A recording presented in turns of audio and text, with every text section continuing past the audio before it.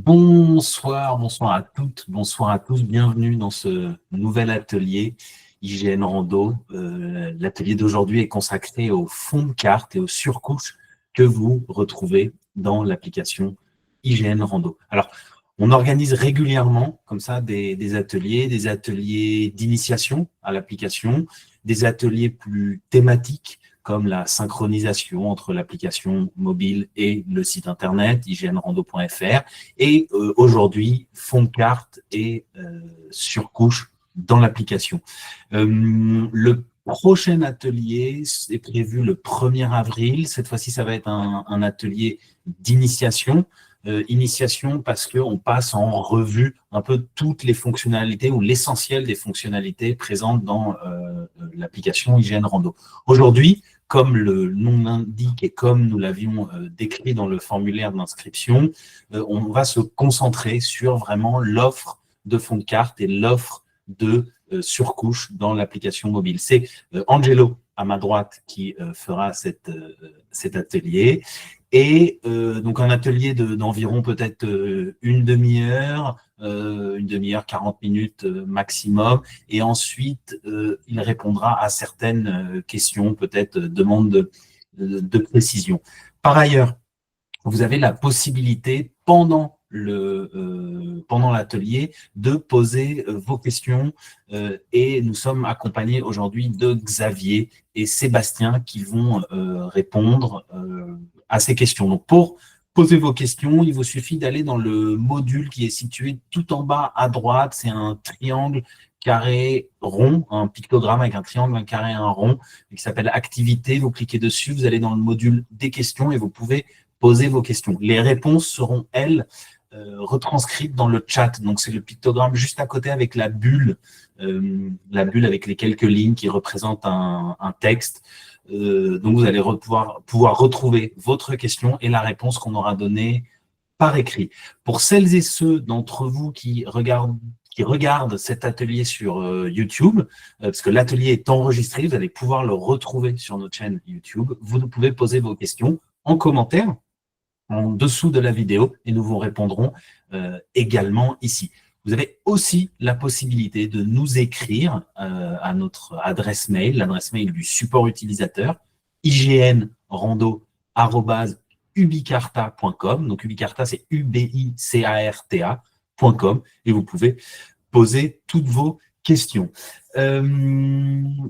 Je pense avoir fait le tour comme ça de cette petite introduction. Je passe la parole à Angelo et puis on se retrouve d'ici une petite demi-heure environ pour la session de questions-réponses. Merci Alexandre. Bonsoir à tous. Merci de votre présence sur cet atelier. Je vais tout de suite vous partager l'écran de mon téléphone parce qu'on va faire la démonstration là-dessus. J'espère que tout le monde voit bien cet écran avec la petite souris qui se balade dessus, qui va vous permettre de bien suivre les mouvements de la souris sur l'écran. Et on va tout de suite démarrer l'atelier donc sur cet écran carte, qui est l'écran d'accueil de l'application, que je vais vous présenter rapidement pour savoir un peu quand même de quoi on parle, parce qu'il y en a peut-être certains d'entre vous qui découvrent l'application aujourd'hui ou qui ne l'ont même pas encore téléchargée. Enfin voilà, l'atelier s'adresse à tout le monde, ce n'est pas un atelier d'experts. Par contre, c'est un atelier thématique, donc gardez bien en tête que nous n'allons pas aborder toutes les fonctionnalités de l'application. On va vraiment se concentrer sur les différentes cartes proposées par l'application et les différentes surcouches, qui sont donc les informations que nous affichons au-dessus des fonds de carte, qu'on appelle également des calques, parce que voilà, ça vient se superposer à une carte à la manière d'un calque, donc d'une feuille transparente qui contient des informations supplémentaires. Donc, comme je vous disais, cet écran carte, donc, qui correspond à ce premier bouton en bas à droite de navigation dans l'application, est l'écran de démarrage de l'application. Sur cet écran, on va trouver un certain nombre de boutons. Je vais vous présenter très rapidement. Et puis après, on va se concentrer sur ce bouton-là et tout ce qu'il y a derrière, donc les différentes cartes et surcouches, afin de vous les présenter. On va aussi parler du petit bouton I en bas à gauche qui donne accès aux légendes pour certaines de ces cartes et certaines surcouches. Donc, par exemple, on a vu passer déjà une question concernant la légende de la couche des drones. La légende de la couche des drones, vous la trouvez derrière ce bouton. Donc, pour faire un petit rapide tour d'horizon, on a en haut à gauche un bouton qui ressemble à une boussole qui va nous permettre, lorsqu'on a tourné notre carte avec notre doigt, de remettre la carte au nord, tout simplement. Ensuite, une barre de recherche qui nous permet de faire à la fois des recherches de lieux et des recherches de parcours et de points d'intérêt. Donc ça, on ne va pas beaucoup en parler aujourd'hui, mais vous allez retrouver toutes ces infos dans nos autres vidéos YouTube sur notre chaîne YouTube, donc dans les ateliers d'initiation. Ensuite, le sélecteur de cartes, ce qui nous permet de passer d'une carte à l'autre. En bas à droite, un premier bouton bleu avec un plus, qui est le bouton d'action lié à la carte. Donc là, on retrouve les boutons qui nous permettent de lancer un enregistrement, de créer un parcours, créer un point d'intérêt ou signaler un problème avec le module Suricat. Un bouton très important donc, qui me permet, lorsque je me déplace sur la carte, de me recentrer sur ma position et qui me permet, lorsque je reclique une deuxième fois dessus, d'orienter ma carte en fonction de l'orientation de mon appareil. Donc là, vous voyez, je tourne mon appareil dans le sens horaire et la carte tourne aussi. La carte tourne dans l'autre sens, du coup, mais suit l'orientation de l'appareil. Et comme je vous le disais tout à l'heure, pour remettre la carte au nord, soit on clique sur la petite boussole, soit on peut aussi recliquer sur la cible, le bouton en bas à droite, pour remettre la carte avec le nord en haut. Ensuite, on a donc le fameux bouton I qui nous donne accès à la légende de la carte. J'ai cliqué une fois dessus pour vous montrer à quoi ça ressemble, mais on y reviendra tout à l'heure pour vous montrer un peu les différentes légendes disponibles. Et donc, dans cette légende, on a la possibilité de défiler afin de voir tous les éléments de la légende. On peut refermer cette légende donc, soit en faisant un appui sur la carte, soit ici sur le X. Et enfin, toujours sur cette carte, une échelle graphique qui va donc être modifiée en temps réel pendant qu'on zoome et qu'on dézoome, qui nous indique donc à la longueur correspondante à cette petite barre. Dernière information sur la carte, les coordonnées de la croix centrale, ici, donc en noir lorsqu'on s'est déplacé sur la carte, en bleu lorsqu'on est centré sur notre position.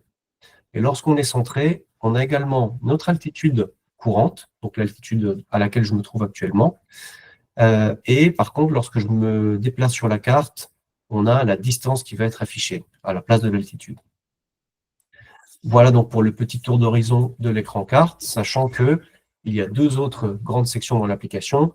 La section données, qui contient donc mes données, et la section profil, qui me permet de connecter mon compte IGN Rando et d'avoir accès aux paramètres de l'application, à mon abonnement, etc.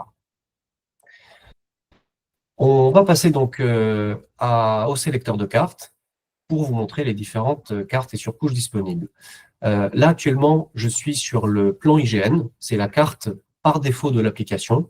C'est la dernière carte qui a été créée par l'IGN il y a quelques années, qui est également la plus à jour, c'est-à-dire que les modifications apparaissent d'abord dans ce plan IGN et ensuite dans les autres cartes, donc notamment les cartes topographiques de l'IGN, et qui est très adaptée pour une utilisation avec des informations affichées par-dessus. Donc, par exemple, je vais vous donner un exemple en allant ici dans mes données. Donc, dans les Pyrénées, où j'ai préparé un petit parcours pour cet été, vous voyez ici que j'ai plusieurs parcours qui composent un parcours en itinérance que je prévois de faire cet été. Et on voit que ces parcours donc, de différentes couleurs apparaissent très bien au-dessus de ce fond de carte parce que ces couleurs sont assez légères. C'est des couleurs pastel, pas très très contrastées, lisibles néanmoins, et qui permettent donc d'afficher des informations par-dessus. On va voir plus tard, donc quand on passera au niveau des surcouches, que c'est pareil pour les surcouches.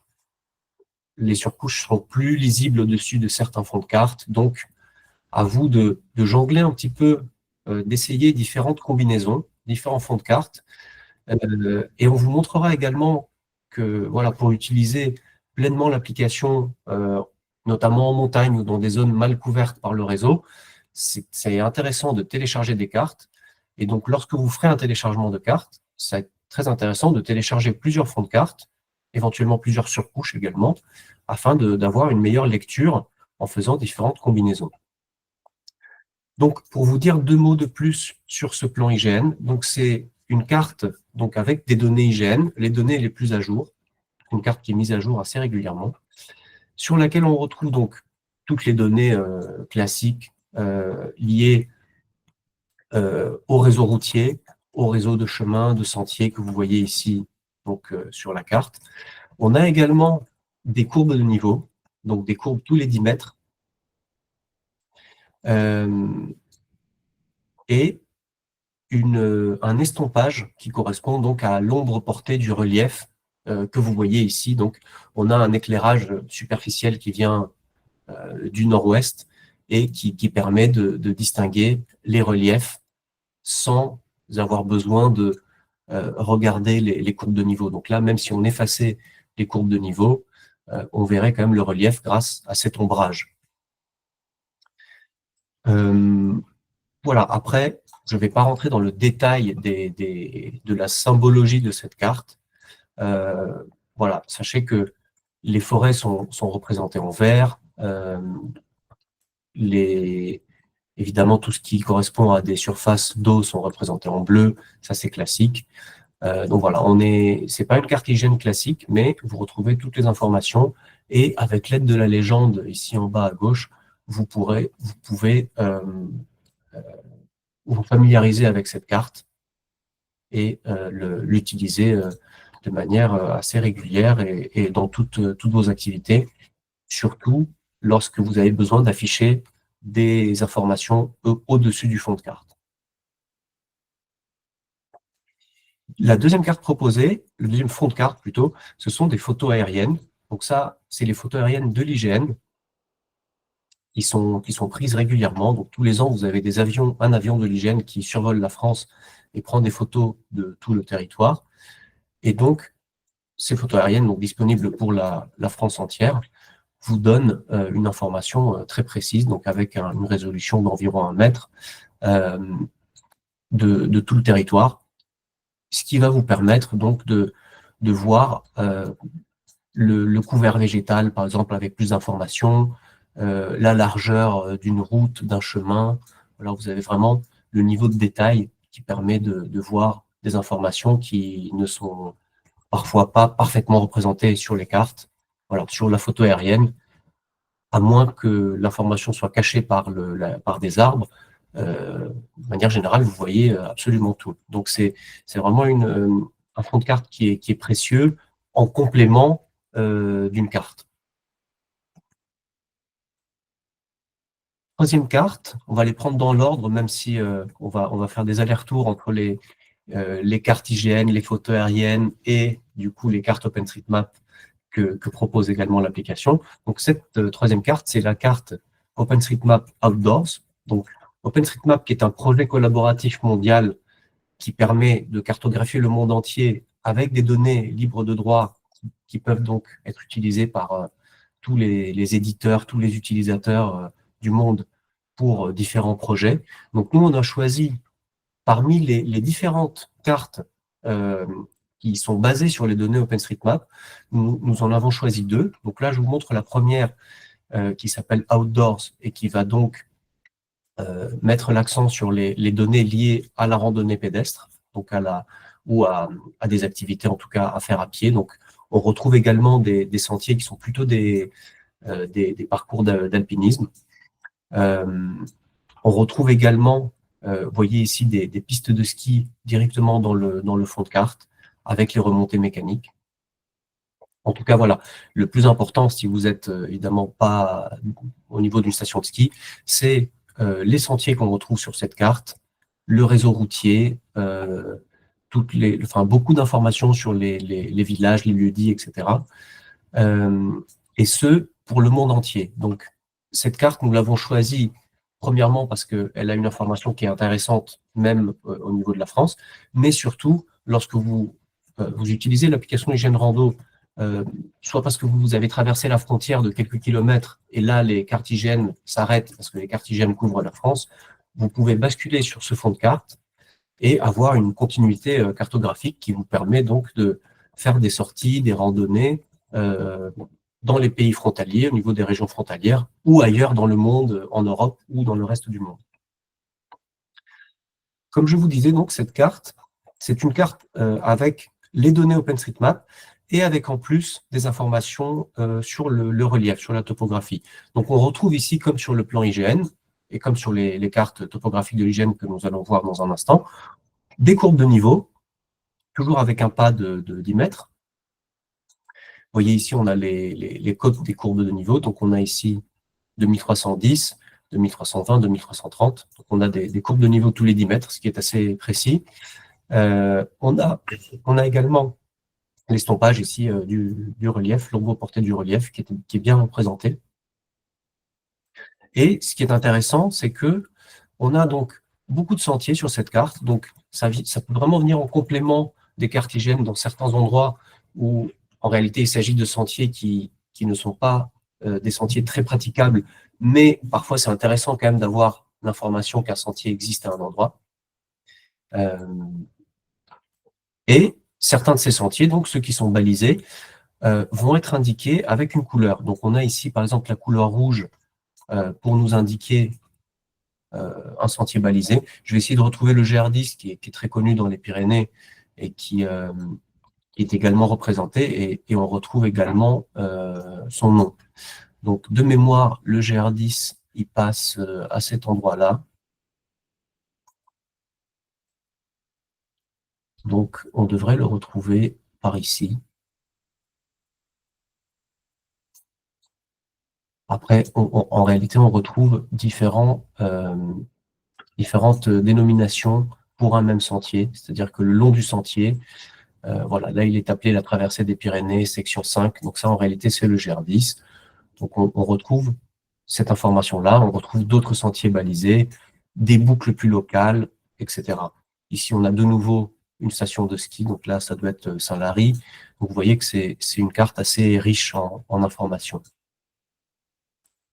Carte suivante, donc c'est la carte IGN multi-échelle. Donc multi-échelle parce que c'est un assemblage de cartes de différentes échelles, toutes produites par l'IGN, qui démarre donc à un niveau mondial. Là, je vais dézoomer pour voir la carte du monde. Donc voilà, là on a la carte du monde, une carte topographique, on va dire, du monde. On voit bien le relief, on ne voit pas très bien les frontières des pays. Et au fur et à mesure qu'on va zoomer, on va passer sur une carte, on va dire, d'Europe, où là, on voit mieux les frontières des pays, puisque les pays sont colorés.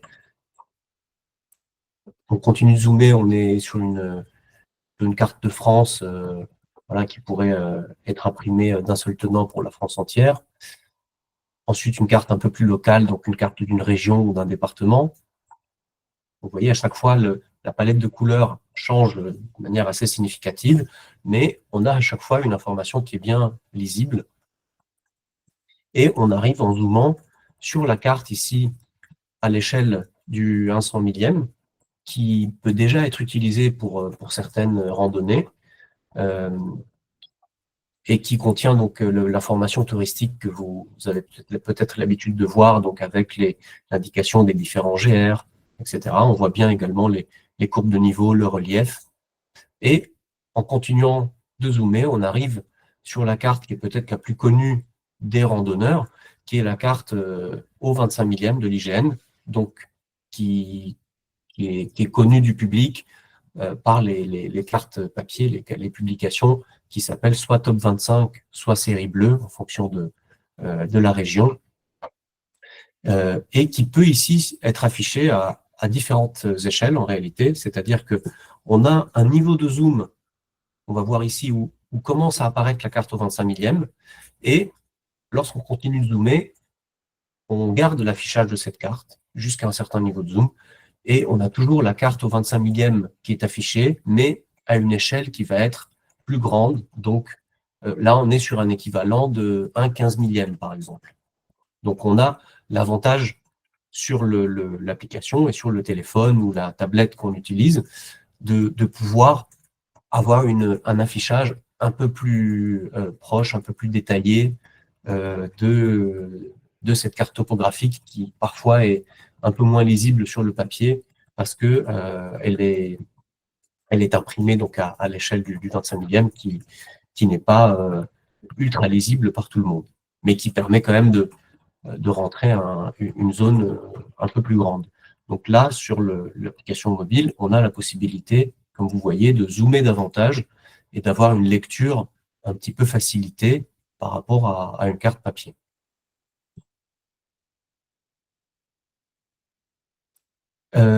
Petit détail sur cette carte, donc je vous ai montré les différentes échelles depuis la carte mondiale jusqu'à la carte au 25 millième. En réalité, le multi-échelle ne s'arrête pas là, puisque si je continue de zoomer, vous allez voir que en réalité, je bascule sur l'affichage du plan IGN. Donc le plan IGN, c'est ce qu'on regardait tout à l'heure, la carte par défaut de l'application. Donc là, on a un niveau de zoom sur lequel on affiche le plan IGN sans courbe de niveau, mais avec l'ombre du relief. Et ensuite, en continuant de zoomer, on va arriver sur un niveau de zoom où on affiche le plan IGN sans ombre du relief, parce que là, on est vraiment très zoomé, donc de toute façon, on ne verrait pas une grande portion de relief pour que ce soit intéressant et significatif. Et là, vous voyez qu'on a donc un affichage qui est très précis, mais qui n'est pas forcément très, très adapté à un usage en randonnée, en montagne, parce qu'on perd quand même entre ici et là, on perd beaucoup d'informations. Alors, c'est volontaire, c'est-à-dire que cette information, vous l'avez à ce niveau de zoom. En réalité, le plan IGN, comme son nom l'indique, sert aussi de plan de ville. Donc, vous allez comprendre que lorsqu'on est au niveau d'un village, par exemple ici, on a la carte au 25 millième qui affiche un certain nombre d'éléments et le plan IGN va reprendre ces éléments avec beaucoup plus de précision. Donc, l'intérêt du plan IGN, c'est plus pour représenter le tissu urbain et les informations de manière un peu plus détaillée. L'autre avantage que j'ai évoqué précédemment, c'est qu'il est mis à jour beaucoup plus régulièrement. Donc, il peut y avoir un intérêt quand même de comparer les informations présentes dans le plan IGN par rapport aux cartes topographiques pour s'assurer que l'information est plus à jour. Et voilà, là, vous allez voir que si je continue de zoomer, vous voyez qu'on arrive à un niveau de zoom où on affiche même les informations du cadastre avec les parcelles cadastrales. Et là, on voit vraiment très, très précisément la place du village avec les différents bâtiments qui se trouvent autour, le numéro de la voie, etc. Donc, une information très, très détaillée qui n'est pas forcément utile en randonnée, évidemment, mais qui peut être utile dans certains cas parce que cette application, en réalité, peut être utilisée en dehors de la pratique des activités de plein air. Elle peut être utilisée par des professionnels, par exemple, pour faire des relevés de manière simple et rapide, etc. Donc, c'est quand même intéressant de pouvoir zoomer un petit peu plus que l'échelle du 25 millième ou du 10-15 millième là, à laquelle on se trouve actuellement. Par contre, pour ceux qui se disent peut-être que c'est un petit peu frustrant de ne pas pouvoir zoomer encore plus sur le 25 millième et voir encore plus précisément, en fait, on a une solution pour cela qui est le fond suivant que je vais vous présenter, qui est le fond qu'on appelle Top 25 IGN sur l'application, qui, comme vous allez voir, correspond parfaitement au multi-échelle pour cette échelle d'affichage. Par contre, la différence, c'est que là, si je dézoome, je vais toujours afficher la carte au 25 millième. Donc, au bout d'un moment, ça devient illisible, donc c'est pas forcément très, très utile. Mais l'avantage, c'est qu'on a un affichage qui est homogène, donc on ne se perd pas avec un fond de carte qui change complètement de couleur et de représentation des différents sentiers, des différentes informations. Et l'autre avantage, c'est que nous allons pouvoir zoomer davantage. Donc là, vous voyez, j'ai zoomé plus que sur la carte multi-échelle, et on affiche toujours ce plan, cette carte Top 25. J'en profite à ce moment-là, à ce stade, pour vous parler d'un paramétrage à faire. C'est que lorsque vous allez zoomer encore plus sur le Top 25, l'application va vous proposer deux choix, soit de rester sur le top 25, soit d'afficher à la place les photos aériennes. Donc, si vous choisissez cette option-là, vous allez voir que, voilà, il faut quand même rafraîchir l'écran pour basculer sur les photos aériennes, mais vous voyez qu'il y a un basculement automatique entre le fond top 25 et les photos aériennes, ce qui permet donc, à l'échelle où le top 25 devient un peu trop gros, voilà, il n'y a plus trop d'intérêt à zoomer dessus. Si vous avez besoin de voir une information plus détaillée, on bascule automatiquement sur les photos aériennes. Et par contre, lorsque vous dézoomez, on rebascule sur le top 25. Ça, c'est un paramétrage que vous pouvez modifier à tout moment, ici dans Profil, Paramètres, et ici dans le réglage zoom élevé pour le top 25. Et donc, si je change d'avis, que je veux plutôt utiliser le top 25 en permanence, je modifie mon réglage. Et là, hop, je vais juste me déplacer un peu pour rafraîchir l'affichage. Là, vous voyez qu'on reste sur le top 25 à tous les niveaux de zoom. Donc, je ne vous en dis pas plus sur le fond top 25, puisque on l'a présenté avec le multi-échelle. Voilà, retenez que le top 25 est inclus dans le multi-échelle, dans la carte multi-échelle, mais il y a quand même un avantage, c'est de pouvoir zoomer, dézoomer plus avec ce fond top 25 qu'avec le multi-échelle, en restant sur la carte au 25 millième. La carte suivante, donc ça va beaucoup ressembler à ce qu'on a vu précédemment sur OpenStreetMap Outdoors. Donc c'est toujours une carte basée sur les données OpenStreetMap qui s'appelle OpenCycleMap. Donc là, comme son nom l'indique, on va remplacer les informations mises en avant sur la version randonnée par des informations dédiées au vélo. Donc là, vous voyez, tout de suite, on a un itinéraire cyclable qui apparaît, donc qui est le long d'une route, une petite route départementale ou communale, et donc qui porte ce numéro V81, qui correspond à une sorte de véloroute qui traverse le département ou le pays et qui passe par Lourdes. Et on retrouve comme ça sur cette carte plusieurs parcours cyclables en France et à l'étranger, du coup. Donc là, je vais pas aller vous montrer ce qui est affiché dans les autres pays. Vous pouvez me croire sur parole. En tout cas, vous pouvez faire le test vous-même sur l'application IGN Rando en regardant l'information disponible sur ces cartes mondiales OpenStreetMap, à la fois en France et dans d'autres pays. Sur cette carte, on va également retrouver des parcours VTT, donc plutôt en montagne. Donc voilà, c'est tout ce qui est en orange ici sur la carte et qui sont des parcours le long de sentiers. On en retrouve également au niveau de certaines stations de ski. On va regarder par exemple du côté de Barège. Je pense qu'il devrait y avoir des choses là-bas.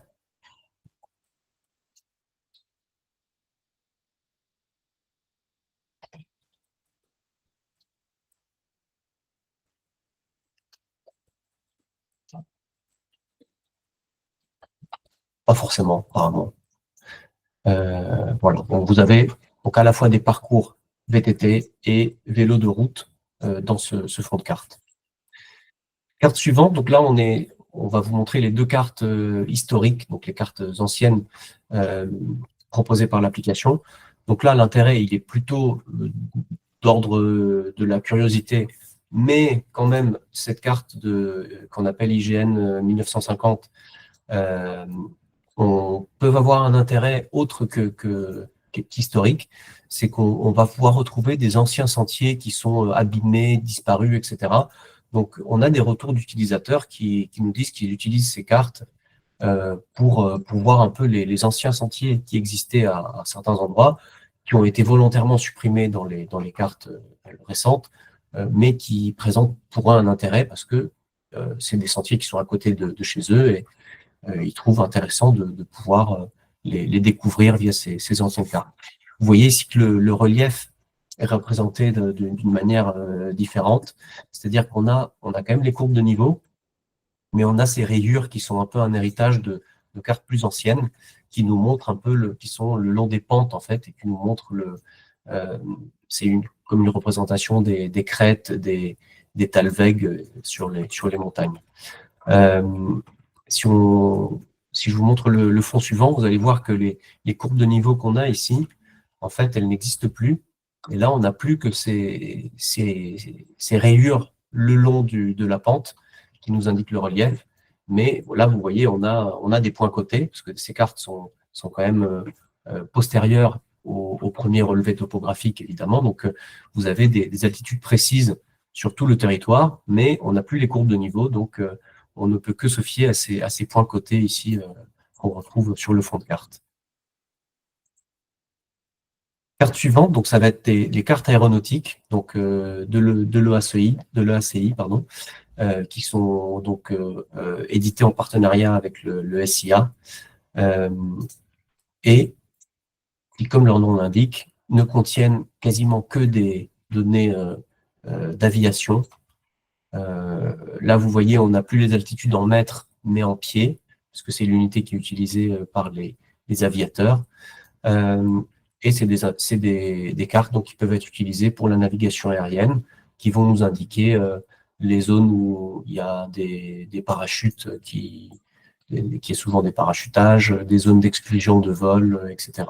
Donc, je ne vais pas m'attarder sur ces cartes parce que ce n'est pas le but premier de l'application et je ne suis pas moi-même spécialiste d'aviation ou de vol motorisé ou vol libre, mais sachez que ces cartes sont intéressantes quand même à la fois par des pilotes d'avions privés, mais aussi pour les parapentistes, parce qu'elles contiennent des informations intéressantes pour savoir où est-ce qu'on peut voler et où est-ce qu'on ne peut pas voler voilà, sur le territoire. Prochaine carte, donc là on est sur deux cartes topographiques pour des pays étrangers, donc d'abord l'Espagne puis la Suisse. On va commencer par la carte espagnole. Donc cette carte, évidemment, n'est disponible que pour l'Espagne. Donc elle va couvrir tout le territoire espagnol. L'idée d'intégrer cette carte à l'appli, c'était surtout pour la zone pyrénéenne, pour avoir accès donc à une carte topographique lorsqu'on traverse la frontière, puisque vous allez voir que si je rebascule sur les cartes IGN, on a ici un arrêt de la carte disponible, sachant que de toute façon, après la frontière, c'est les cartes espagnoles, les cartes de l'IGN espagnole qui sont affichées. Donc, nous, ce qu'on a fait pour pouvoir prolonger un peu cette cartographie, c'est qu'on a intégré toutes les cartes de l'IGN espagnole à différentes échelles. Donc, c'est une sorte de carte multi-échelle de l'IGN espagnole, voilà, qui à certains niveaux de zoom, certaines échelles s'arrêtent à la frontière et à d'autres, elle va être prolongée un petit peu en France. Et qui vous donne donc de l'information topographique en Espagne. Voilà, sachez que cette carte, l'inconvénient qu'elle a, c'est que elle n'affiche pas énormément de sentiers, donc elle a vraiment que les sentiers principaux qui sont affichés. Donc, je vous conseille vivement, si vous faites de la randonnée en Espagne et que vous voulez télécharger cette carte, par exemple, pour l'utiliser sur le terrain, pensez aussi à télécharger la carte OpenStreetMap Outdoors, parce que, vous voyez ici, par exemple, on a une étape de la HRP qui est affichée sur la carte OpenStreetMap, alors qu'elle n'est pas sur la carte de l'IGN espagnole. Donc, c'est vraiment un conseil important. Cette carte, donc, elle est intéressante parce qu'elle a plus de toponymes qui sont affichés que les cartes OpenStreetMap, mais beaucoup moins de sentiers. Donc, à vous de voir ce qui est plus intéressant. Mais en tout cas, l'idéal, c'est d'avoir les deux, pouvoir comparer les deux. Dernier fond de carte que nous allons vous présenter aujourd'hui, les cartes Suisse Topo. Donc là, pour les voir, on va devoir aller en Suisse. Là, vous voyez que pour ces cartes-là, la carte espagnole, la carte suisse, lorsqu'on dézoome suffisamment, on affiche le plan IGN, ça permet de se repérer un petit peu au niveau du pays et si vous dézoomez trop, au lieu de se retrouver sur un fond vert ou gris, vous avez le plan IGN qui s'affiche, mais lorsque vous allez zoomer suffisamment, vous allez basculer sur les cartes Suisse Topo, donc les cartes de la Suisse. Et vous voyez que comme pour les cartes IGN France ou IGN Espagne, ces cartes s'arrêtent un peu après la frontière. et donc on ne peut pas les utiliser dans toute l'Europe, évidemment. Donc ces cartes suisses, à la différence des cartes espagnoles, elles sont beaucoup plus précises.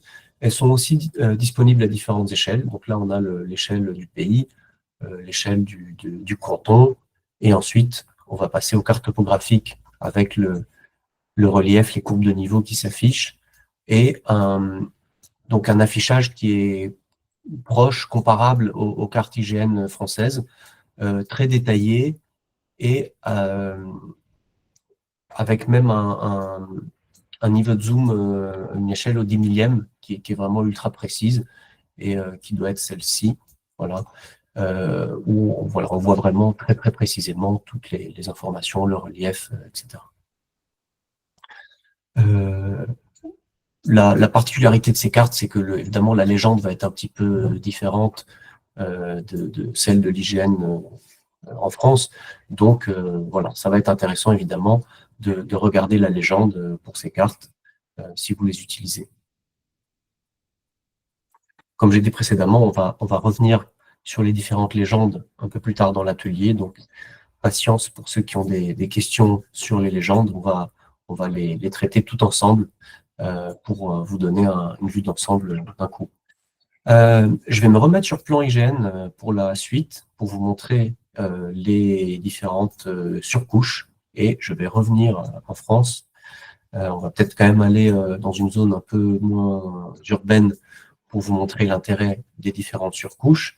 Mais en tout cas, on va commencer par la première, qui est donc la couche de téléphonie. Donc les deux premiers interrupteurs ici correspondent à des surcouches de cartes de couverture du réseau mobile. Et donc la première, qu'on appelle la couche d'appel d'urgence, et donc le numéro d'urgence européen qui est le 112 va vous permettre de joindre les secours avec beaucoup plus de chances de les avoir, surtout si vous n'êtes pas connecté au réseau de votre opérateur, mais au réseau d'un autre opérateur, en appelant simplement le 112 depuis votre téléphone. Et du coup, ce numéro d'urgence va vous mettre en relation, en contact avec les secours les plus proches. Donc, par exemple, si vous faites ce numéro en montagne, il y a des chances que vous arriviez tout de suite en communication avec des secouristes du secteur. Et ce numéro va également permettre, en fonction de votre appareil et des équipes de secours avec lesquelles vous allez être en relation, de transmettre automatiquement vos coordonnées également. Sachant qu'il y a évidemment d'autres façons de transmettre vos coordonnées, mais lorsqu'on n'est pas sur le réseau de son opérateur, ça devient très compliqué d'envoyer des coordonnées d'une autre façon, donc cette fonctionnalité est quand même très intéressante. Donc cette carte de couverture des appels d'urgence, en réalité c'est une fusion des cartes de couverture de tous les opérateurs français. Donc vous voyez ici, j'ai à côté le réseau Bouygues. On va voir dans un instant qu'on peut sélectionner les autres opérateurs français. Et donc ce fond de carte va me permettre de visualiser, ici on a une petite explication de ce fond.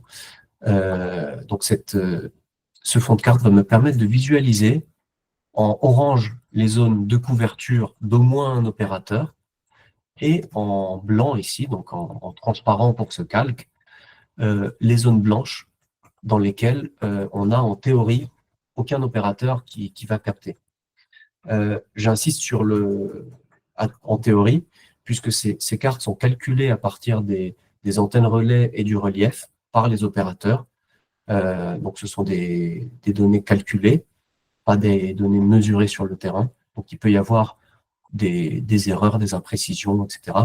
Il peut très bien y avoir par exemple là au niveau d'un sommet, on peut très bien avoir du réseau si on se trouve au nord du sommet, ne pas en avoir au sud, etc. Donc c'est des données assez précises, mais qui restent théoriques et qui ne vont pas être vérifiées au mètre près ou même à la cinquantaine de mètres près sur le terrain, mais qui vont être très précieuses, à la fois en préparation, c'est-à-dire que avant d'aller me balader dans un secteur ou le long d'un sentier, je vais pouvoir connaître à l'avance les zones dans lesquelles je vais pouvoir passer un appel d'urgence. Et elles vont être aussi utiles lorsque je vais me trouver sur le terrain. Si je suis dans une zone où je n'ai pas signal, de réception téléphonique. En activant ce calque, je vais pouvoir visualiser très rapidement où est-ce que j'ai le plus de chances de trouver du réseau pour passer un appel d'urgence. Ce qui est intéressant également, c'est que ce fond de carte-là, cette surcouche, à la différence de tous les fonds de carte qui doivent être téléchargés et qui, lorsque vous les visualisez en ouvrant l'application, vous récupérez cette information d'Internet. Là, ce calque, cette surcouche des appels d'urgence, elle est incluse dans le fichier de téléchargement de l'application. Ce qui veut dire que, même si vous ne l'avez jamais utilisé auparavant, si vous avez simplement téléchargé l'appli et que vous l'ouvrez dans une situation d'urgence, vous allez pouvoir afficher cette surcouche des appels d'urgence à tout moment. Le calque suivant, donc correspond aux cartes de couverture des différents opérateurs. Donc, moi, je suis sur le réseau Bouygues, donc je vais vous montrer la carte de couverture de l'opérateur Bouygues. Vous avez vu là qu'en quelques secondes, cette information a été téléchargée. Donc ça, c'est ce qui se passe la première fois que vous activez cette surcouche. En fait, l'application se connecte à Internet et télécharge la carte de couverture de votre opérateur, sachant que vous pouvez visualiser les cartes des autres opérateurs en cliquant ici sur le petit engrenage et en affichant donc le réseau d'un autre opérateur.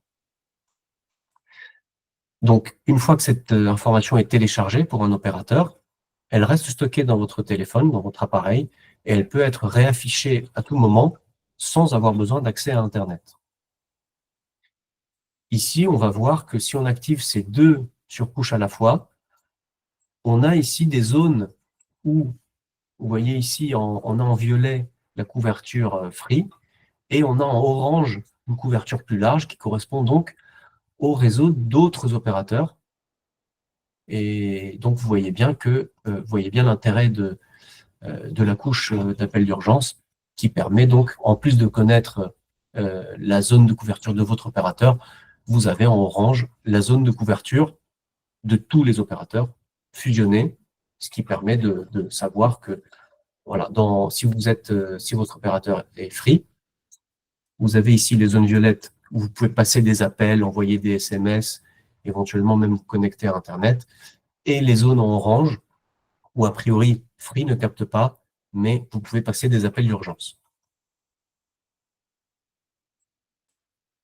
Prochaine surcouche, les traces de randonnée hivernale. Donc là, c'est une mise à jour en réalité qui est en train d'être opérée depuis quelques années par l'IGN en collaboration avec la Fondation Petzl et qui consiste à mettre à jour les traces de randonnée hivernale qui existent déjà sur les cartes IGN topographiques.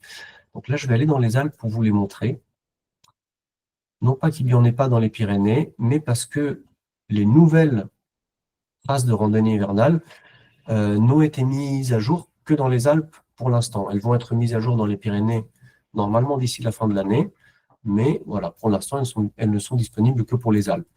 Donc, ces traces, en fait, correspondent à ces tracés bleus que vous voyez ici, avec donc des longs points, des longs pointillés pour la trace principale et des points ici pour les passages plus délicats, soit plus exposés, soit plus raides, et qui correspondent donc à des passages où, lorsqu'on est par exemple en randonnée à ski, c'est un passage où souvent on va enlever ses skis, les mettre sur le sac à dos, chausser éventuellement les crampons si la neige est dure, et faire ce passage donc plutôt à pied que à ski. Donc là, on a une face un peu raide, donc voilà, un peu délicate en ski qu'on va plutôt faire à pied.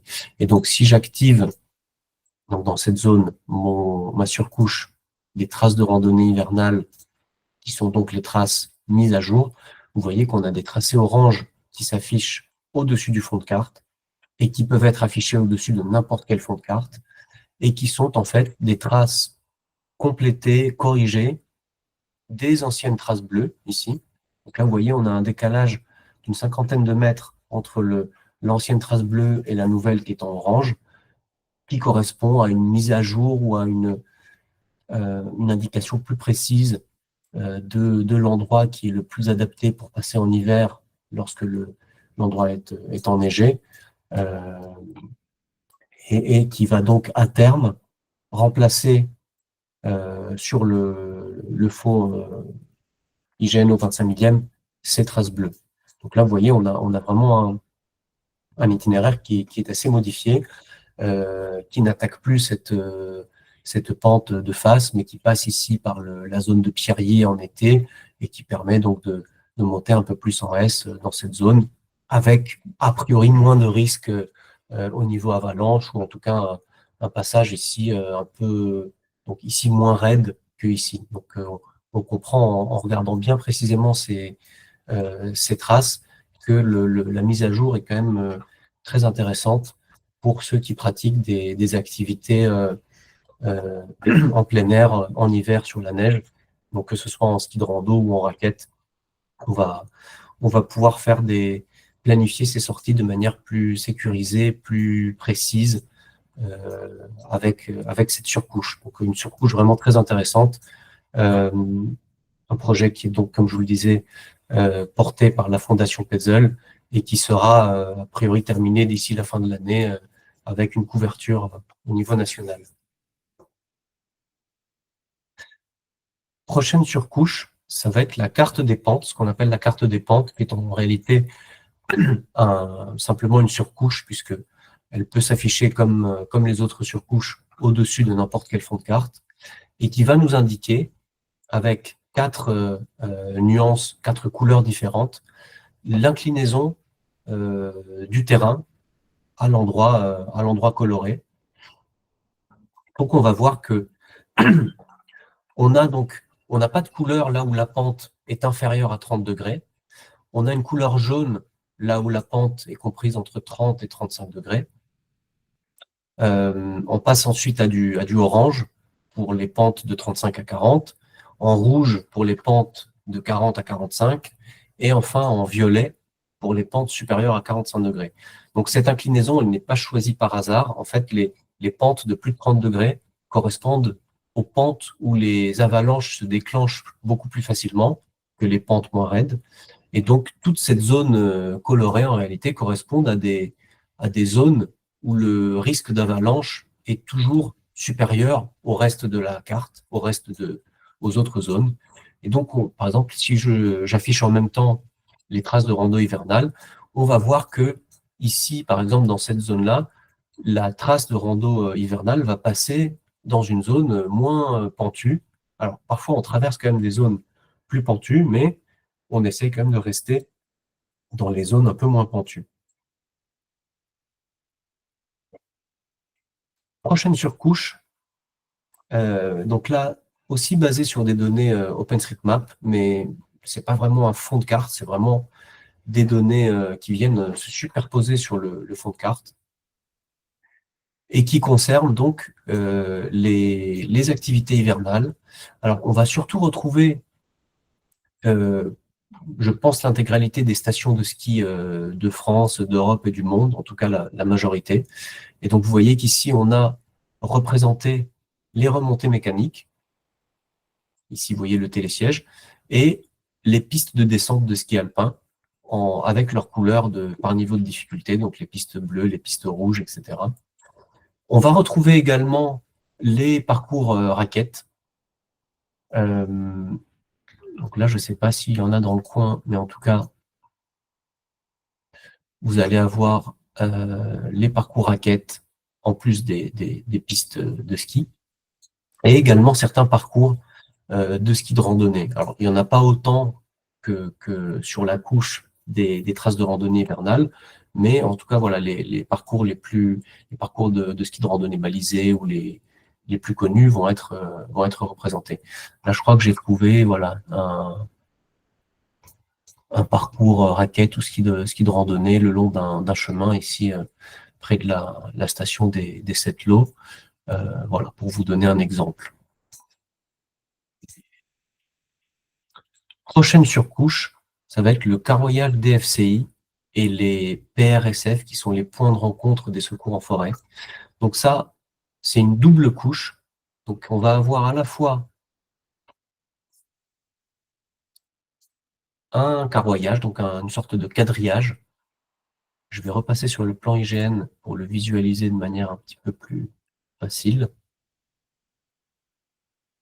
Donc, vous voyez tous ces petits carrés bleus ici. En fait, c'est un découpage du territoire en carrés d'1 kilomètre de côté qui vont permettre, surtout aux équipes de secours, de mieux se repérer et de séparer un territoire en zones. Et en rouge ici, des points qui correspondent donc à ces points de rassemblement, ces points de rencontre des secours en forêt, qui pour le coup peuvent aussi être utiles à des randonneurs, à des particuliers, pour les communiquer aux équipes de secours et servir de point de rassemblement en cas d'accident, en cas de problème, pour voilà, se donner rendez-vous à un point de rassemblement, euh, plutôt que de communiquer des coordonnées où on risque de se tromper, etc. On a ces points qui peuvent vraiment servir de référence parce qu'ils ils sont tous numérotés. Ici, vous voyez, on a le numéro du point. On retrouve également les coordonnées, donc on n'a pas besoin d'aller chercher les coordonnées ailleurs, on les a ici dans le petit panneau d'information. On a également le nom du point, la commune dans laquelle il est situé, et on a une information sur le fait d'avoir un panneau sur place ou pas. Prochaine surcouche, la carte de restriction des vols des aéronefs d'aéromodélisme, donc typiquement les drones, mais ça peut être aussi d'autres types d'appareils. Et comme son nom l'indique, cette surcouche va vous indiquer les zones d'interdiction ou de restriction de hauteur de vol pour ces appareils d'aéromodélisme ou d'aérophotographie comme les drones. Et donc on voit qu'on a en rouge ici les zones habitées où le survol est interdit et on va retrouver avec d'autres couleurs sur lesquelles on reviendra un petit peu plus tard en regardant les légendes. On a ici d'autres couleurs, donc un rose, un jaune, sur les zones où la hauteur de vol est limitée. Donc, si je ne dis pas de bêtises, le jaune doit correspondre à la zone où la hauteur est limitée à 120 mètres, par exemple, ou peut-être un peu moins. On va regarder ça tout de suite. Alors, en fait, le 120 mètres, c'est plutôt le reste, c'est tout ce qui n'est pas coloré. Et dès qu'on est sur le jaune, orange, rouge, jaune, orange, on a une restriction de hauteur de vol. Et lorsqu'on est sur une couleur rouge, le vol est totalement interdit. Dans cette même surcouche, on va retrouver également les zones où la photo aérienne est interdite. Donc, on en a une ici, par exemple, avec son numéro, et qui correspond donc à une centrale, je ne sais pas si une centrale nucléaire ou pas, mais une centrale électrique en tout cas, où le survol est évidemment interdit. Et on a ici donc la zone de 5 km ou de quelques kilomètres autour de la centrale où le vol est totalement interdit. Donc les zones en violet, c'est les zones où la photo aérienne est interdite, et les autres zones colorées, c'est là où le vol est interdit ou alors sa hauteur est limitée. Dernière surcouche, le cadastre et les parcelles cadastrales. On a vu qu'on les retrouve également dans le plan IGN, mais l'avantage de l'avoir en surcouche, c'est qu'on va pouvoir l'afficher au-dessus des autres fonds de carte également.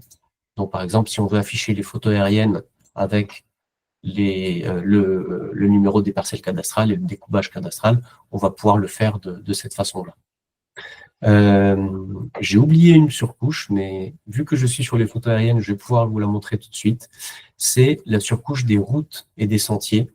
Et en fait, c'est une surcouche qui ne s'affiche et qui ne s'active que lorsqu'on a les photos aériennes de sélectionner.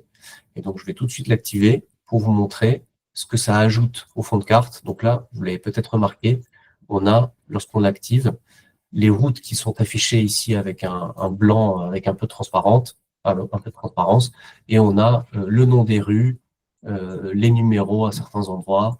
On a également les chemins et les sentiers qui vont être affichés. Et donc voilà, la combinaison des deux, c'est ce qu'on appelle un affichage hybride quelque part. Donc on a les photos aériennes avec le réseau de routes et de sentiers du pays, ce qui permet donc un affichage un peu plus confortable et ça va nous permettre, vous voyez ici, de repérer les chemins, même dans une forêt, où si on cachait cette surcouche, finalement, on perdrait complètement l'information. Voilà, je pense qu'on a fait le tour. J'espère n'avoir rien oublié d'important. Si c'est le cas, Alexandre va le signaler dans quelques instants. Et on va tout de suite parler des légendes, avant évidemment de passer à une petite aparté sur le téléchargement des cartes et enfin aux questions que vous avez posées et que Alexandre a synthétisées et va me poser dans quelques minutes pour y répondre. Donc, on va commencer, on va faire un petit tour d'horizon rapide pour vous montrer les légendes. Donc, les légendes, elles se trouvent ici. On les retrouve en appuyant sur le petit bouton I. Vous voyez ici pour le plan IGN, donc on a une légende qu'on peut faire défiler qui nous indique donc par catégorie les différents éléments du fond de carte. La particularité, c'est que lorsqu'on va changer le niveau de zoom, vous voyez que la légende est rafraîchie et en fait elle va devenir un petit peu plus longue au fur et à mesure qu'on va zoomer. Vous voyez ici on a plus de catégories de routes parce que la légende est différente pour chaque échelle, pour chaque niveau de zoom. Et donc, on modifie cette légende en fonction de l'affichage sur lequel vous vous trouvez. Pour les photos aériennes, pas de légende, puisque c'est uniquement de l'image. Pour OpenStreetMap, vu que ces légendes n'ont pas été créées à la base, elles ne sont pas intégrées à l'application, malheureusement. Donc, en réalité, ces cartes OpenStreetMap vont représenter la plupart des éléments un peu de la même manière. Donc, les légendes sont moins importantes que sur les cartes IGN parce qu'il y a moins de symboles sur ces cartes. Et par exemple, lorsque vous avez un bâtiment avec une fonction précise, ça va être indiqué en réalité sur le fond de carte. Ensuite, pour les cartes topographiques, ici, donc pareil que pour le plan IGN, on va avoir une légende qui va changer en fonction de l'échelle, en fonction du niveau de zoom. Vous voyez ici, elle va être rafraîchie et modifiée en fonction du niveau de zoom. Et donc, on va également retrouver donc des légendes pour les cartes Suisse Topo, pour les cartes aéronautiques et pour certaines surcouches également. Donc, par exemple, qu'est-ce qui est intéressant pour les traces de randonnée hivernale ou pour la carte des pentes ou pour la carte de restriction des vols de drones, on va retrouver donc pour chacune d'entre elles des légendes. Vous voyez ici, j'ai activé donc un fond de carte 3 surcouches. J'ai la possibilité de basculer d'une légende à l'autre de cette manière-là. Donc ici, on retrouve par exemple l'inclinaison des pentes que je vous présentais tout à l'heure. Ici, les restrictions de hauteur de vol. Et pour les traces de randonnée hivernale, on retrouve ici les deux symboles, donc le trait plein et le trait en pointillé pour les passages délicats, et une information supplémentaire qui explique voilà, comment cette couche a été créée, etc. Et un avertissement sur la pratique de la randonnée en hiver. Dernière thématique de cet atelier, avant de passer aux questions, donc le téléchargement des cartes. Donc toujours depuis le sélecteur de cartes qui se trouve en haut à droite de l'écran carte, on a ce premier bouton ici, télécharger une carte, qui va nous permettre donc de sélectionner dans un premier temps une zone. Donc là, on peut zoomer, dézoomer pour modifier la taille de la zone et attraper ici le coin du rectangle pour repositionner, modifier la forme du rectangle. Lorsqu'on a terminé notre sélection, on va pouvoir valider cette zone. Et donc, pour cette zone, on va pouvoir sélectionner ici un ou plusieurs fonds de carte et une ou plusieurs surcouches qui vont être téléchargées. Vous remarquerez ici que certaines surcouches n'apparaissent pas. C'est celles qui sont déjà téléchargées, déjà incluses en fait dans le téléchargement de l'application, donc les surcouches de téléphonie mobile et les traces de randonnée hivernale. Donc celles-ci, vous n'avez pas besoin de les télécharger, elles sont disponibles partout sans être téléchargées au préalable. Voilà, ici je vais lancer un petit téléchargement pour vous montrer ce qui se passe lorsque la carte est téléchargée. Comme je vous disais, on peut sélectionner donc un ou plusieurs fonds de carte. Ici, je vais en prendre deux pour l'exemple. Je vais lancer mon téléchargement. Et ici, donc, en fonction de l'appareil que vous avez, sur Android, on a une information qui apparaît dans la barre de notification. Et ici, je vois que mon téléchargement est terminé et je peux le retrouver grâce à ce bouton qui m'amène au niveau des cartes téléchargées. Donc ça, c'est celle que nous venons de télécharger.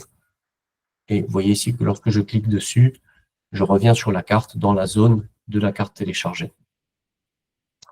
Voilà, donc pour ce tour d'horizon des différents fonds de cartes, surcouches, de leur légende et du téléchargement des cartes. On va passer maintenant à la petite session de questions-réponses avec Alexandre qui va lancer les questions.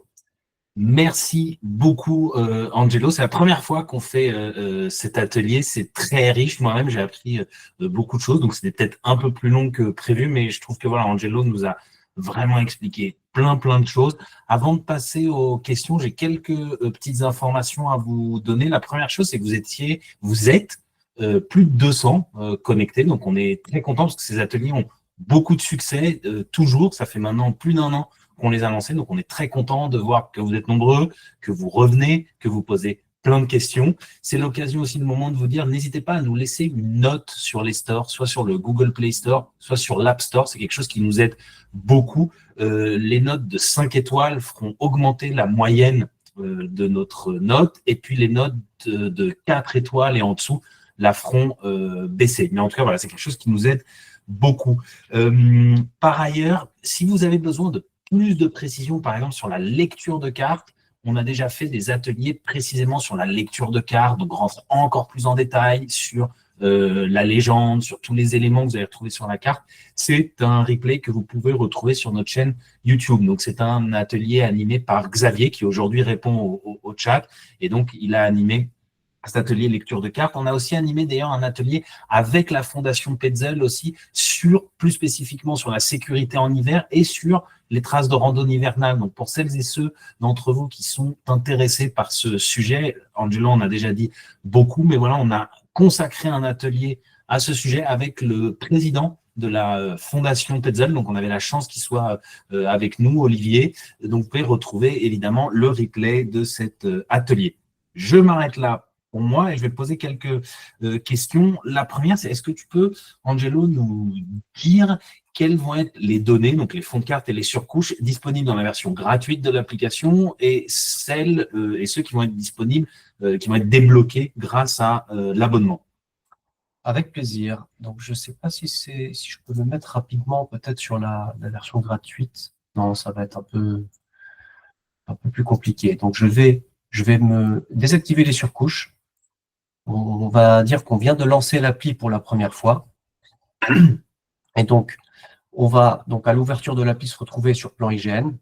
Et donc, les fonds de cartes qui vont être disponibles dans la version gratuite vont être donc le plan IGN, les photos aériennes, les 2 cartes OpenStreetMap, les cartes de l'IGN espagnol et les cartes Suisse Topo. Donc, on a en fait la moitié des fonds de cartes qui vont être dans la version gratuite et les cartes topographiques de l'IGN, les cartes historiques, les cartes aéronautiques qui vont être disponibles avec l'abonnement. Après, au niveau des surcouches, on va avoir la couche des appels d'urgence qui va être dans la version gratuite, les traces de rando hivernale également, et tout le reste qui va être disponible avec l'abonnement. Voilà, la distinction qu'on a fait ici, c'est que la couche des appels d'urgence, comme c'est une information qui peut potentiellement apporter plus de sécurité, vous sortir d'une situation difficile, on a voulu la mettre à disposition dans la version gratuite. Le calque, la couche de votre opérateur, comme là, c'est plus du confort, on va dire, celui-ci est disponible avec l'abonnement. Super, merci beaucoup. Alors, j'ai une question peut-être. Est-ce que tu peux nous expliquer rapidement surtout quel impact peuvent avoir, quelle est la différence entre les cartes qu'on va visionner, afficher sur l'application, donc en streaming, la mémoire cache et le téléchargement. Enfin, quelle est la distinction et qu'est-ce que ça, quelles conséquences dans l'utilisation et à quoi il faut faire attention par rapport à ce sujet, si tu peux nous en dire un tout petit peu plus. Effectivement, c'est une question très, très intéressante, très importante, voilà, que je n'ai pas forcément abordée, peut-être par manque de temps. En tout cas, sachez que le fait de télécharger des cartes, donc soit des zones de cartes, soit des cartes le long de vos parcours, va vraiment vous apporter plusieurs avantages et aussi plus de sécurité pour les raisons suivantes. La première, c'est que l'affichage d'une carte téléchargée sera toujours plus rapide que l'affichage d'une carte non téléchargée. Donc là, vous voyez, lorsque je me déplace sur la carte, j'ai ma carte qui est chargée en temps réel, parce que là, et très rapidement, parce que j'ai une bonne connexion Internet. Mais si je me mets ici, dans cette zone dans laquelle j'ai téléchargé donc le fond multi-échelle, vous allez voir que l'affichage est encore plus rapide en réalité. Donc on a un avantage au niveau de la vitesse d'affichage, surtout lorsque la connexion Internet n'est pas bonne. On a évidemment un avantage lorsqu'on n'a pas de réseau dans une zone où là, si on n'a pas téléchargé la carte, évidemment, on ne voit plus rien. Donc là, l'avantage, il est énorme. On a également un avantage au niveau de la consommation énergétique de l'appli lorsqu'on utilise des cartes téléchargées, puisque au lieu d'aller chercher les cartes sur Internet, établir une connexion Internet pour télécharger chaque morceau de carte, on a la carte qui est déjà stockée sur l'appareil, qui va donc être affichée plus rapidement et avec moins d'impact énergétique. Et puis c'est à peu près tout, je crois. Hein. C'est déjà pas mal. Donc beaucoup d'avantages à télécharger des cartes, sachant que, donc comme l'accès à certaines cartes, le téléchargement des cartes est disponible uniquement avec l'abonnement de l'application. Merci beaucoup. Une question peut-être un tout petit peu plus technique, mais est-ce que tu peux nous dire quelle est la différence entre sur les échelles, entre une échelle numérique, une échelle graphique des cartes, c'est peut-être ces histoires d'échelle, de millième, etc. Tu en as fait référence notamment sur la multi-échelle. Est-ce que tu peux nous en dire un tout petit peu plus là-dessus?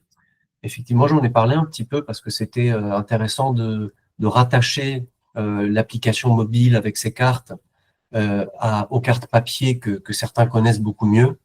Donc, je vais reprendre l'exemple de la carte au 25 millième parce que c'est probablement le plus parlant et c'est la carte la plus connue par les randonneurs en France. Donc là, on a la carte au 25 millième qui est affichée. Vous voyez que je peux dézoomer et zoomer tout en affichant cette carte. Donc, l'échelle est modifiée en permanence, elle n'est pas fixe. L'échelle d'origine, c'est le 25 millième, mais probablement que le 25 millième correspond à peu près à cet affichage-là. Et donc, lorsque j'affiche ça, j'ai ici mon indication, mon échelle graphique, ici, qui fait à peu près 1 centimètre. Donc là, voilà, si ça fait 1 centimètre, c'est qu'on est plutôt au 20 millième. Donc, ce qui veut dire que le 25 millième, il est à peu près là. Donc là, on a la carte au 25 millième qui est affichée à une échelle au 25 millième. Si je dézoome, hop, ici par exemple, on a la carte au 25 millième qui est affichée à une échelle 30 millième. Donc on a dézoomé un petit peu, c'est un peu moins lisible, mais on affiche une zone plus grande. À l'inverse, si je fais ça, donc là j'ai mon échelle graphique de 200 mètres qui fait 1 cm et demi. Donc là, la carte au 25 millième est affichée à une échelle proche du 15 millième. Et on peut voilà, zoomer encore un tout petit peu, on peut aller jusqu'au 10 millième, puisque là, les 200 mètres correspondent à 2 cm sur la carte, et donc on est à une échelle au 10 millième. Donc voilà, je ne sais pas si c'est clair pour tout le monde, mais nous, on a fait le choix de ne pas afficher l'échelle numérique sur l'application parce que ce serait toujours un nombre jamais très rond. Donc, on aurait 14 951, par exemple, en affichant ça. En réalité, l'échelle graphique est plus utile parce que ça nous permet de visualiser rapidement la distance entre 2 points sur la carte. Donc là, vous voyez, la distance entre ce petit chemin et cette route, c'est 200 mètres. On le voit très rapidement. Donc, ça nous permet de faire des mesures rapides, sachant que vous avez d'autres façons de faire des mesures. Vous avez, par exemple, lorsque vous êtes centré sur votre position, vous vous déplacez sur la carte, vous avez une indication ici de la distance entre votre position et le centre de la carte. Et vous avez également la possibilité, en créant ici très rapidement un parcours en point par point, de mesurer la distance entre 2 points. Ici, vous avez 457 mètres entre ce point-là et ce point-là. Voilà, donc l'application mobile, en fait, par rapport à la carte papier, elle apporte beaucoup d'outils supplémentaires et elles sont très souvent complétées par une échelle graphique plutôt qu'une échelle numérique pour des raisons de simplicité. Merci beaucoup. J'ai encore une autre question, peut-être aussi un peu technique, mais c'est aussi l'intérêt de cette séance de questions-réponses, de parfois soit de revoir certains passages qui méritent d'être un peu plus de précision, soit voilà, de rentrer dans des choses peut-être un peu plus techniques pour certains d'entre vous.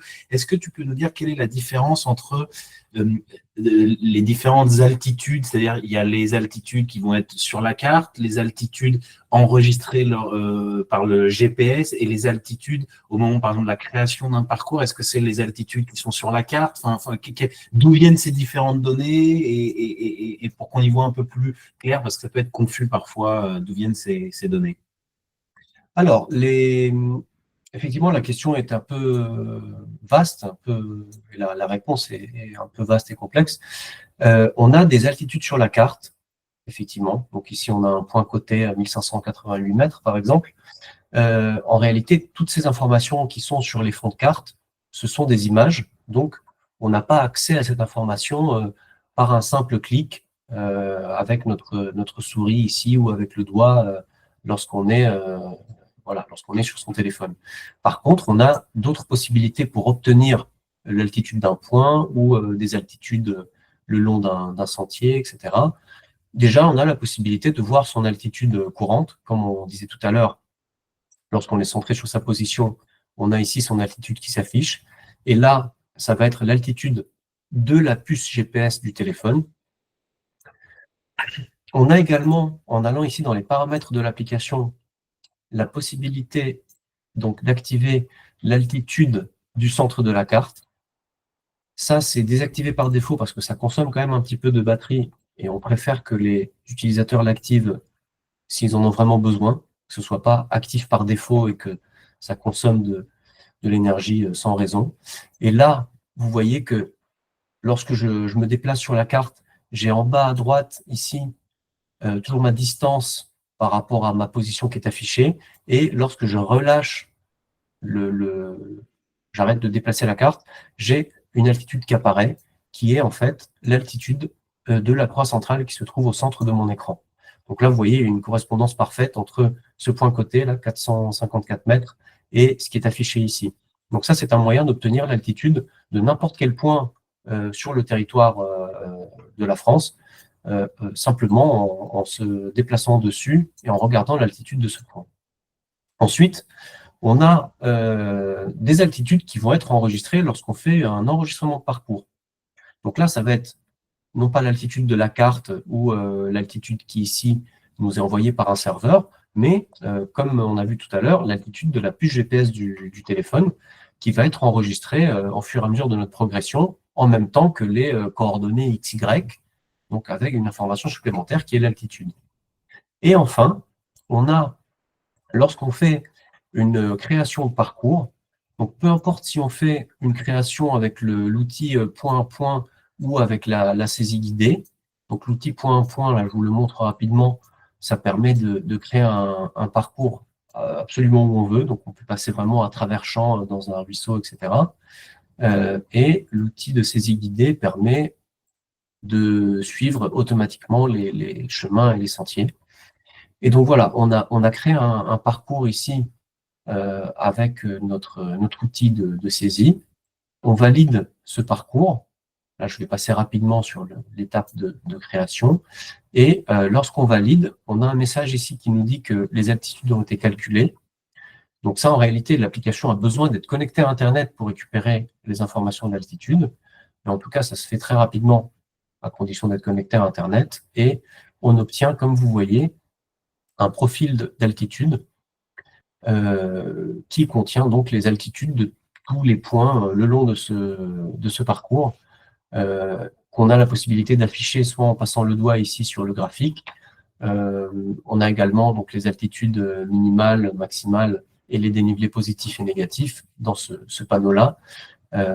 Et là, c'est des altitudes qui proviennent en fait d'un serveur de l'IGN qu'on vient interroger au moment où on valide la création d'un parcours, et ce serveur nous retourne toutes les altitudes.